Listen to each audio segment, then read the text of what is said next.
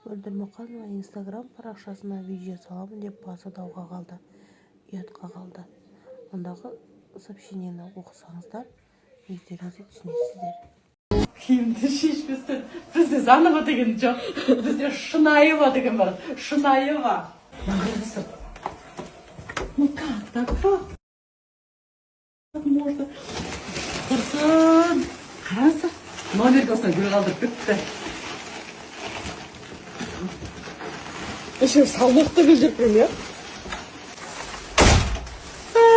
Күшті. Атрау. Рахмет. Ваз алдырамыз енді тағы да. Юху! Мынау гүл. Рахмет, Атрау. Тұрсынбек Қабатовтың тоқалы Айман желіде қатты танымал болып келе жатыр. Және ол Инстаграмға өзінің оқырмандарына тайны санта ойнап сыйлық берумен жарысып келе жатыр. Сол бір қылығымен ол елді тәнті етіп, елді қатты таңғалдырып жатыр. Не істейміз, біз қолымыздан келген жасадық, шақырдық. Мүмкін ол кісінде әлі алда ғой. Кәдімгі көрермендердің естерінде болуы мүмкін. Бақыт өлең айтып тұрады новогодний концертте. Алдында бүйтіп, қайрат билеп тұрады. Көз алдым елестетіндір ме уже? Бақытты поддержит етіп, қолдап қалсам. Енді күйеуі ғой. Оны күйеуі қолдамағанда кім қолдайды? Конфликт болды енді екеуіңіз. Соны айтыпты, нақты қандай себеп болған кейін ашылып айтыпты ғой, мен көрген жоқпын. Мені сахнаға шығармады деп. Иә, видеодан көрдім ғой, интересныйдан. Көрдім өз-өзіме. Бірақ атын атап түсін. Бірақ бір жаман жері жекеге кетіп қалған дұрыс болмады. Дұрыс болмады. Видео айтқан екен, мен айттым, айтпады ма? Егер де сен осы бақытты сахнаға шығаратын болсаң, мен сенімен ажырасам деп айтқан екен. Ақыры ажырасты ғой депті. Дәл осыны айтты ма? Айтты. Тауып қойып қойсаңдар болады, не істесе. Сол кезде шығарайықшы осы бақытты деп, негізі бір жағынан аяп кеттім, жарайды, шығарайықшы сахнаға. Егер де осы концерт шынымен де әсер етіп, оны жұлдыз қылып жүретін болса, әп-әдемі түрі бар, дауысы бар, красотка. Иә, фигурасы бар. Просто уақыты келмей жатыр, мәке болды. Кез келген адам өз уақыты келеді. Бірақ мынандай жолмен, хайп жолмен біреуді жамандап, атақты болмай қойды. Демек ол кісіде обида қалып кеткен ғой, түсінатсыз ба? Өтірік сөзге сенбеңіздер, деп Тұрсынбек Қабатовтың тоқалы өзінің Инстаграм парақшасында жазба қалдырды. TikTok деген әлемде мен отырмаймын, қолданбаймын. Менің атымнан жазылған неше түрлі өтірік сөздерге сенбеңіздер. Мақсаттары әдейі намысқа тиетін сөздерді жазып, елдің назарын аудару және комментарий жинау. Адвокаттар бұл мәселеге қатысты жұмысты аяқтап қалды. Көзі ашық, көкірегі ояу 21 ғасырда өмір сүріп жатқан жандарым, жасанды интеллекті ажырата алатын шығарсыздар. Не болса да соған сене берудің қажеті жоқ деп өзінің Инстаграм парақшасында жазба қалдырды. Соған орай осы сөзіне нақты сүйене отыратын болсақ, қазіргі таңда TikTokта жалған мәліметті таратып жатқан қыз-келіншектерді Тұрсынбек Қабатовтың тоқалы Айман сотқа беруге дайындалып жатыр. Ол туралы өзі толыққанды жазып, сторисында да Инстаграм парақшасында белгілеп, нақтылап кетті. Алдағы уақытта тағы да ақпараттармен бөлісетін боламыз. Каналға жазылыңыздар. Мен де үлкен бақытқа лайықпын деп біреудің азаматына жармаспаңыздар. Менің атым Мөлдір. Егер сіз маған 2 жыл бұрын өміріңізде ең маңызды адам кім деп сұрақ қойғанда, мен өзімнен басқа бәр адамды атар едім. Ештеңе ойламаңыз, мен бақытсыз болған жоқпын. Мен бәрін жасадым, қызмет еттім, қолдау болдым, армандарын орындалсын дедім, тырыстым, кешірдім, шыдадым. Сол өмірдің қарбаласының арасында өзімді, мақсаттарымды, бір кездері армандаған кішкентай Мөлдірді ұмытып кетіппін. Бақытты болғанын қалаймыз. Қазір мен 42 жастамын. Егер дәл осы сұрақты бүгін қойсаңыз, мен айтар едім. Менің өмірімдегі ең маңызды адам өзім. Иә, отбасым өмірімдегі қымбат бөлігі. Бірақ мен ана ретінде балаларымның армандары, мақсаттары, ниеттері маңызды екенін көрсете алсам, мен ана ретінде міндетімді орындап жүрмін. Қазір мен өзімді жақсы көруді үйреніп жүрмін. Күліп, қайтадан жинақталып, өзімді сенімді ететін, әдемілікке тартатын, жақсы косметика алып, өзімнің ең жақсы версияма айналып келемін. Мен өзімді қайтадан қалыптастырып жатырмын. Қыз-келіншектер, Құрбыларым, қазақтың арулары, өздеріңізді жақсы көріңіздер, таңдаңыздар, жаныңыз қанша уақыт сұраса, өзіңізге сонша уақыт бөліңіздер. Әрбір әйел бақытты болуға лайықты, деп Мөлдір Мұқанова өзінің Инстаграм парақшасында жазба қалдырды. Құрметті қыз-келіншектер, Мөлдір Мұқанованы қолдаңыздар және өз пікірлеріңізді жаза кетіңіздер. Мөлдір Мұқанова өзінің жақсы жаңалығымен бөлісті. Сенбей тұрмын, айтатын кез келді деп Инстаграм парақшасында жазба қалдырды. Қайрат Нұртаспен дуэт жазуға дайындалып жатырмын. Әлі де өзім де сенбей тұрмын. Өмірде талай рөлде болдым. Ана, жар, кәсіпкер, келін. Енді өнеріммен қайта бөлісетін шақ туды. Сіздердің қолдауларыңыз мен үшін өте маңызды. Қайрат Нұртас пен Мөлдір Мұқанованың дуэті қандай болады деп ойлайсыздар? Қандай жанрда естігілеріңіз келеді? Өмір жайлы, әлде махаббат жайлы? Күтіңіздер, жақсы ән болады деп сенеміз, деп ол өзінің Инстаграм парақшасында жазба қалдырды. Сұхбаттан кейін балаларға хабарласты.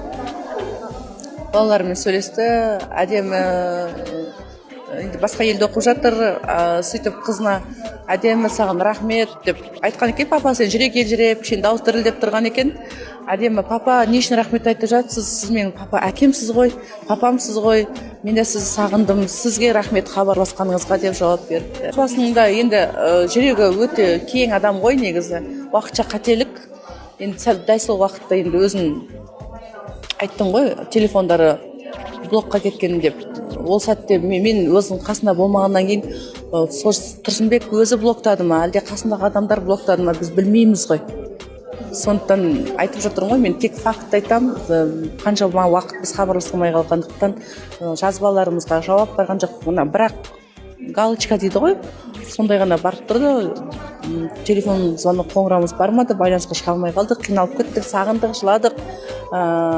Әсіресе Айару мен Нұриман дедім, ұл бала мектепте балалармен төбелесіп қалып, сондай сәттер болды. Енді оның бар қайбірін айта бересің. Сол сәтте эмоцияға беріліп айтып қойдым енді осыны. Киыларын кигізіп жібердік мысалы. Ал біз ол кісілердің, мен кімді айтып отқанын біліп отқан шығарсыздар. Үйі түгіл, шаңырағы түгіл, өзбекский кухняға апарып плов бермеген бізге.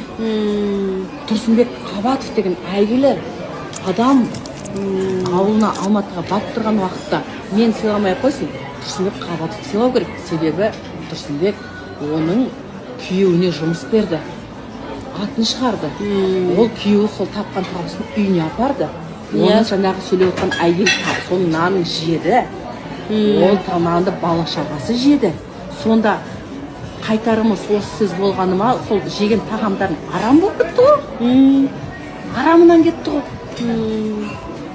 Бір Алланың қолдауымен Қайрат Әділгерейді Тұрсынбек Қабатовтың әзіл әлемі театр көтерді дегенге 100% қолмен аяғын көтеріп тұрып, иә деп айта аламын. Ал оның әйелі жасап отқан отбасылығы, деңгейі төменділігі өзі білсін ары қарай жеткізе беріңдер осы айтқанды. Сөз құдіреті деген дүниеге тағы да таңғалып отырмын достар. Кімге не тілейсіз, қандай ниетте айтасыз, сол өз басыңызға оралады екен. Мына шығарып жатқан кино бүкіл ел болып талқылап жатыр. Жақсы айтып жатқандардың саны көп. Бір-екі негатив айтқан адамдардың сөзде ертіп жатқандар да бар. Ол киноны көрсе де көрмесе де, иә. Сондықтан да айтылып жатқан әннің өзі бірден хит болып кетіп жатыр. Әндердің өзі. Ол да тұнып тұрған бақ. Мінекей, бұл кинода айтып жатқан әндерім де, жасап жатқан әрекеттерінің барлығы бақ болып басына қонып жатыр. Баққа ешкім таласа алмайды. Жоғардан келген бақ ол. Сондықтан сол келген бағымды көре алмай жатқан жандар ғой сөйлеп жатқан. Аллаға сан шүкір деймін, баршаңызға рахмет.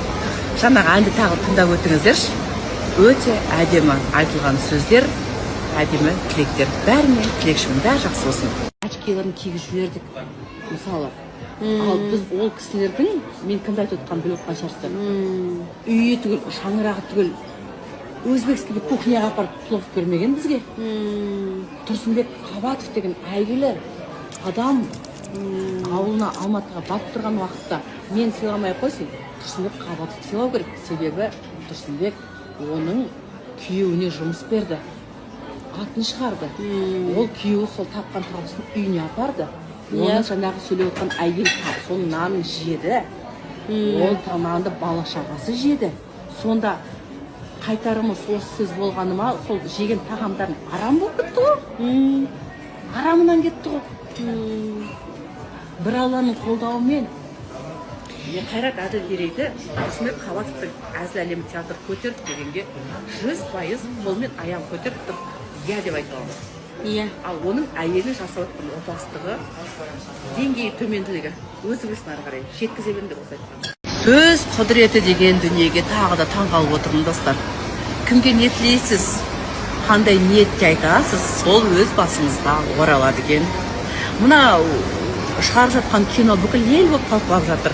Жақсы айтып жатқандар саны көп. Бір-екі негатив айтқан адамдардың сөзіне ертіп жатқандар да бар. Ол киноны көрсе де көрмесе де, иә. Сондықтан да айтылып жатқан әннің өзі бірден хит болып кетіп жатыр. Әндердің өзі. Ол да тұнып тұрған бақ. Мінекей, бұл кинода айтып жатқан әндерім де, жасап жатқан әрекеттерінің барлығы бақ болып басына қонып жатыр. Баққа ешкім таласа алмайды. Жоғарыдан келген бақ ол. Сондықтан сол келген бағымды көре алмай жатқан жандар ғой сөйлеп жатқан. Аллаға сан шүкір деймін, баршаңызға рахмет. Жаңағы әнді тағы тыңдап өтіңіздерші. Өте әдемі айтылған сөздер, әдемі тілектер. Бәріне тілекшімін, бәрі жақсы болсын. Очкиларын кигізіп жібердік, мысалы. Ал біз ол кісілердің, мен кімді айтып отқанын біліп отқан шығарсыздар.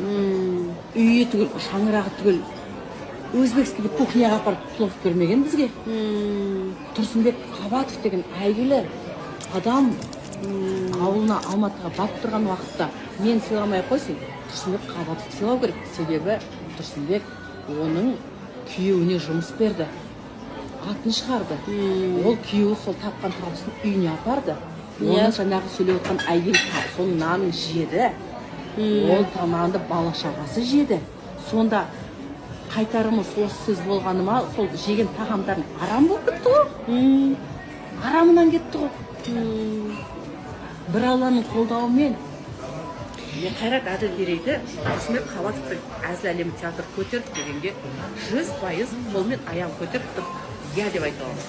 Иә. Ал оның әйелі жасап жатқан опасыздығы, деңгейі төменділігі өзі білсін ары қарай жеткізе беріңдер осы айтқанды. Очкиларын кигізіп жібердік, мысалы. Ал біз ол кісілердің, мен кімді айтып отқанын біліп отқан шығарсыздар. Үйі түгіл, шаңырағы түгіл, өзбекский кухняға апарып плов көрмеген бізге. Тұрсынбек Қабатов деген әйгілі адам ауылына Алматыға барып тұрған уақытта мен сыйламай қойсын, Тұрсынбек Қабатов сыйлау керек. Себебі Тұрсынбек оның күйеуіне жұмыс берді, атын шығарды. Ол күйеуі сол тапқан табысын үйіне апарды. Оны жаңағы сөйлеп отқан әйел сол нанын жеді. Ол тамағанды бала шағасы жеді. Сонда қайтарымы сөз болғаны ма, сол жеген тағамдарын арам болып кетті ғой. Арамынан кетті ғой.